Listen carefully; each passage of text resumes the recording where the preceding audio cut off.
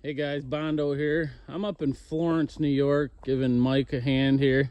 Today, me and the boys, we're gonna pour this floor. Here's the road, guys. I'll show you how far up in this is. It's like a camp. It's way the heck up this hill. So we got a little, I think it's 24 by 24 piece of concrete in a pole barn. And then we're gonna do a stamped apron. This is not the building we're doing. This is like some other outbuilding, but we got to get the truck up here. I think it's all hard, so I don't think we'll have any trouble. Way up this hill though, guys. The building's over here. I'm out of shape. I'll be panting by the time I get up here. Ain't really no room to park up here either. We kind of had to snake my truck in between some trees with the trailer on it.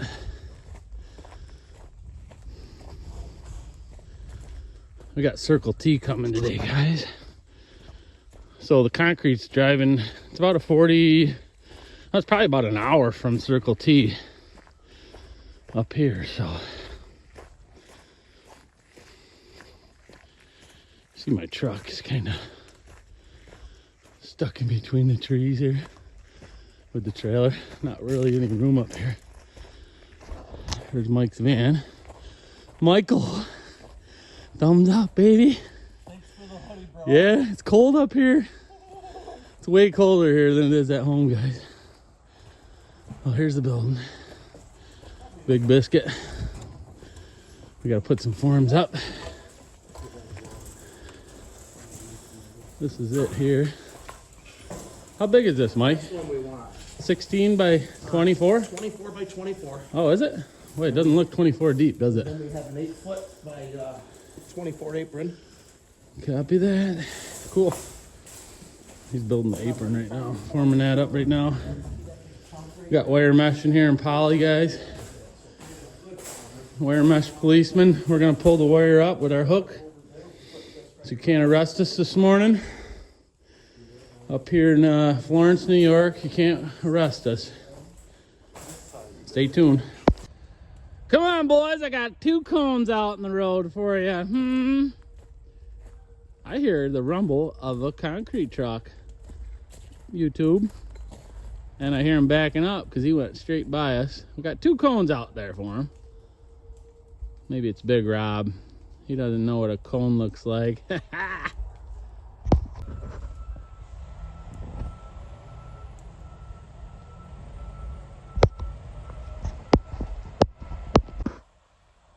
Here comes the mud. I gotta go help him out. He's gotta get in here. This is a tight driveway. You better give her the business up this hill too. And Sean. Here comes Sean. Can he do it? Get out in the middle of the road.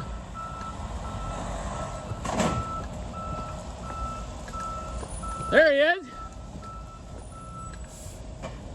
Give her the beans, buddy.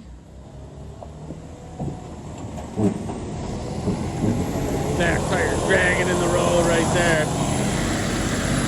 Give her the business, buddy. Don't slow down, you'll hit a tree, huh? Woo-hoo. Fuck yeah. Oh man, it's raining now. Sprinkling. All right, turn this off. We just did a wheelie here, coming up this hill. Oh my goodness. We'll get her though. Hey Sean, I never seen a concrete truck do a wheelie until today. Your front end goes straight up in the air, dude. All right, we're gonna fill the buggy up and hit the back of that bad boy right now. We got 4,000 pound concrete. We're gonna run about a 6 lump today, guys. And that's what we're doing. Here we go.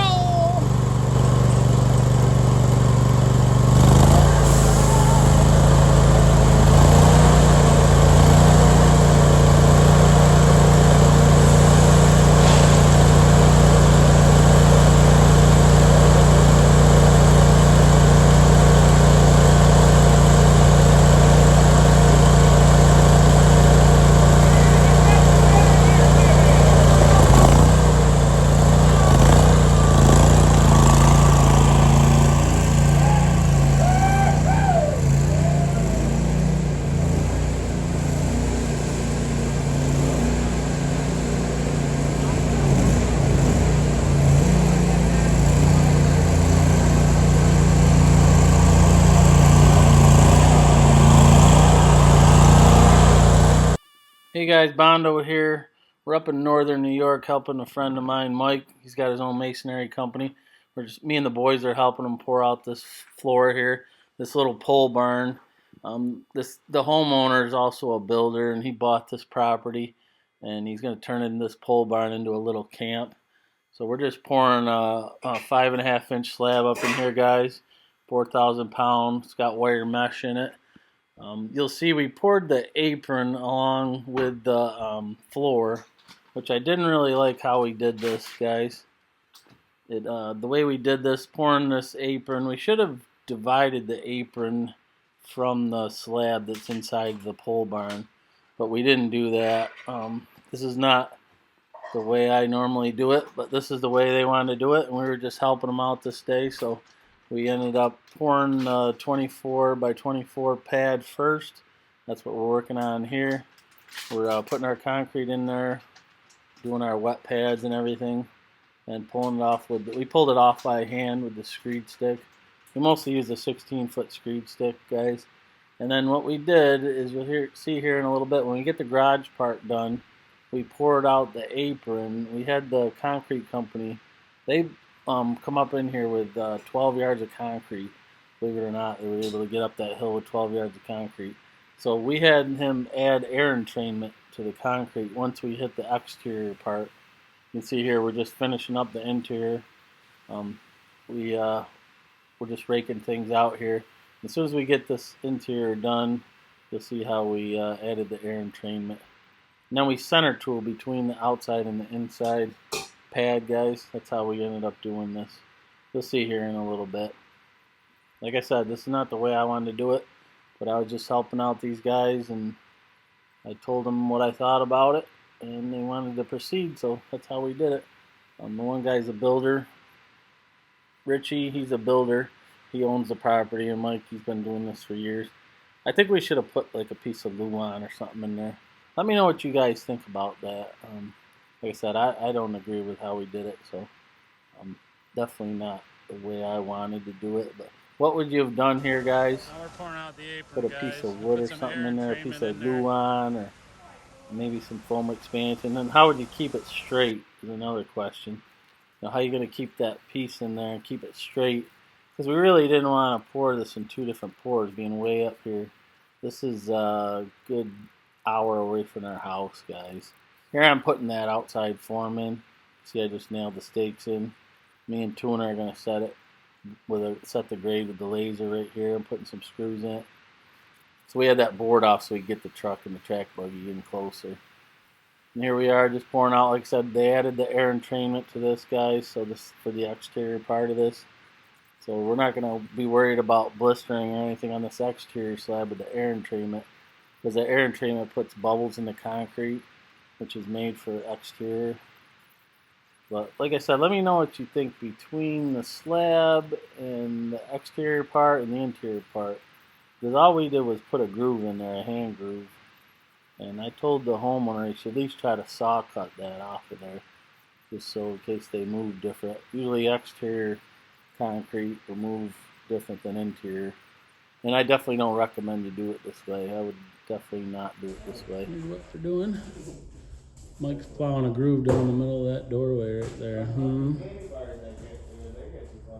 He's got a rod out there for an edge, straight edge. He's got a groover. He's knee boarding that in there to split those two pads apart. I'm on these edges here. These edges. We got the edge done from here all the way down through to me here. That's what I'm doing. You coming up tomorrow to So we're using liquid release today, guys.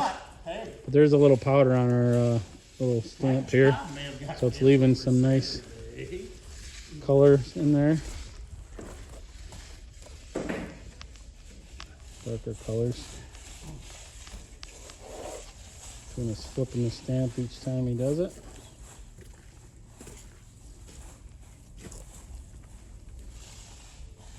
We're not doing anything, right? Saturday, guys? I don't have anything. I don't have anything planned really. I'm gonna try to take the weekends off, Mike. You know what I'm saying? Just come up. Yee-hee. just come up Saturday and cut. I'll cut this. I got the soft cut, brother. I think it's gonna be green. Yeah. Really green. Could we repowder that real quick? I think I would, yeah. Yeah, because it's dark over there.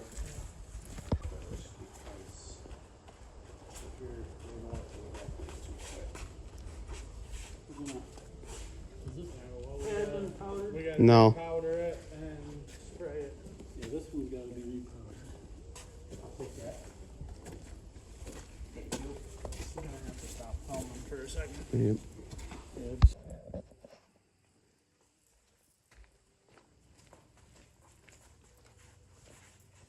tanks are pretty easy to use, huh? Yeah. You could never do that with this, that Ashlar. So here we are, guys, stamping this out. We got this heavy stone seamless slate pattern that we're using. Mike wanted to use liquid release, so I've never used liquid release, guys, so this is the first time I ever used it, and we kind of screwed it up because we didn't wash the stamps.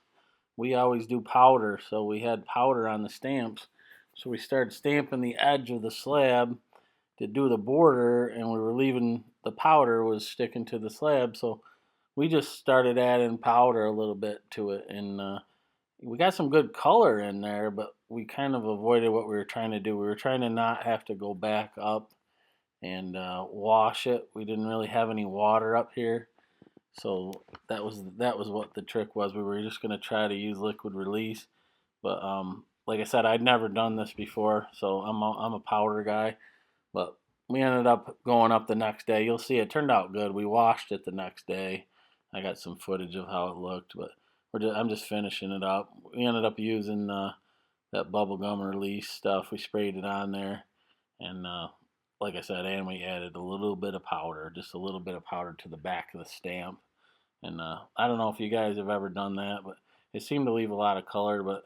And there wasn't as much powder flying all over the place, so maybe this was a good way to do it. Maybe we did it by accident, but it actually worked pretty good. We got full antiquing on the slab, but we didn't use hardly any powder, so maybe I come up with something here, not even trying, and we ended up figuring something out that you can use powder and the liquid release at the same time. So let me know if you've ever done this. I've never done it, but it cleaned up really nice the next day. You'll see it.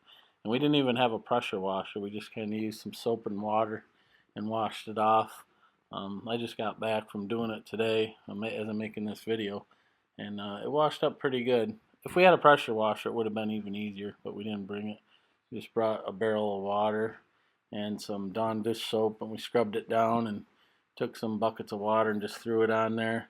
And Richie, the homeowner, he's going to seal it up. So we're going to let it sit for a couple days or maybe a week and cure out a little better, and then he's going to seal it. But actually, it turned out pretty good. I may do this again. Never know. Alright, we tried the bubblegum release, guys. That's what it looks like right now. It's a little wet still, but I think it's going to look pretty sweet once it dries and gets sealed. Michael's in there with the power trowel, hitting it pretty much for the first time. See how slow he's going. We already bordered it or edged it off, I mean. So it's going pretty good. Won't be long now, boys. Okay, guys, we broke the check buggy. We got her in a wheelie. What's the plan now? Set it down on there and drag it up? 2 more blocks of round pieces of wood. I'm gonna pick this up again. I gotta get some more firewood. Okay. Now we gotta go the opposite way, but we need 2 more blocks of wood. 2 more blocks of wood. What we're doing here. Trying to roll it up on there. It's gonna be all right. Trying to get this on video. This is I'm nervous. I have to have a beer. I'm gonna push you a little. Right? oh yeah. Let's go. Come on. Don't stop now. Let's just go. There you go. Don't stop now. Keep going. Come on. Hold on. Oh, hold on. A little more. Get it in there. Get it in there. Right there. Time to go, boys. Time to go. Oh, good boy, Tuna. Come on, Tuna. Hold on. We're We gotta get more wood under it. We gotta tip it back. Starter. We do this every time. Let me get out of here. You might want to drop back, just let that roll. Really? Oh, Yeah. Tuna! Tuna, throw it under there, bud. Knock my beer over the Oh. time. Ready? Tip it back a little bit. Between him and Jay, Tuna, you gotta catch that piece of wood. I don't think they like me drinking. 1, 2, 3. Now, roll it back a little bit. I gotta get this piece of wait a wood under minute. it. Hold on. Okay, yep. Wheelie, whoopsie. A little more if you can. There you go. Now you're On on. down. 2, 3. Yep. Come on, boys. Let's go.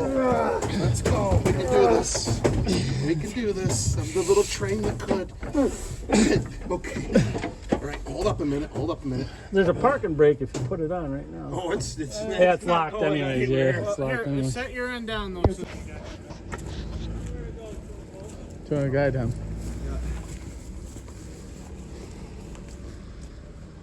I got her Stay on. back. One guy directing. Coming. Keep coming. Right there. lined up. Not quite. Be close enough. I'd put that grate up. Yeah, get that right out of the way. Yeah, just full insurance policy. What do we do? We broke the track, buggy.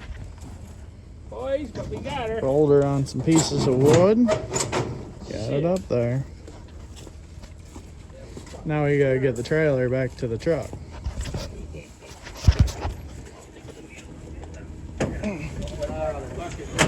Things we do. I said I love my job. Things we do for a dollar. All for money.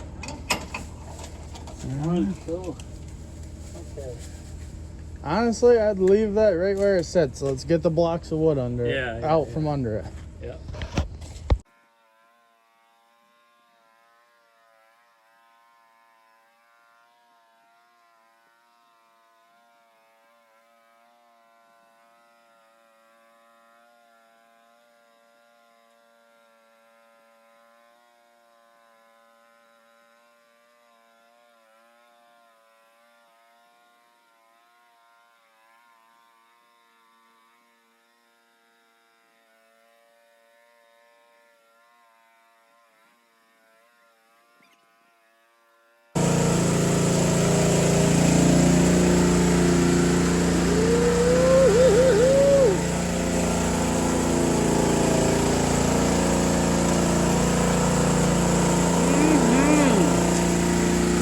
Getting nice right there over the edge of that face right there.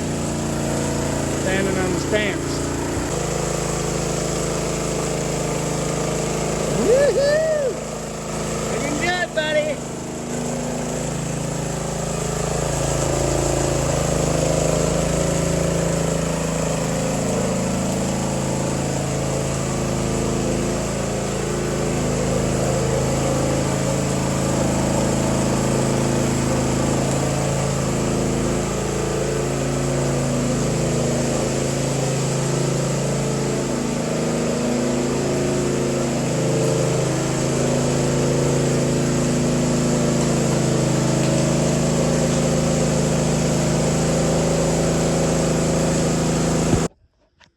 Okay, guys, 4 o'clock. We're done. A little cool up here in upper northern New York, so dried a little slow.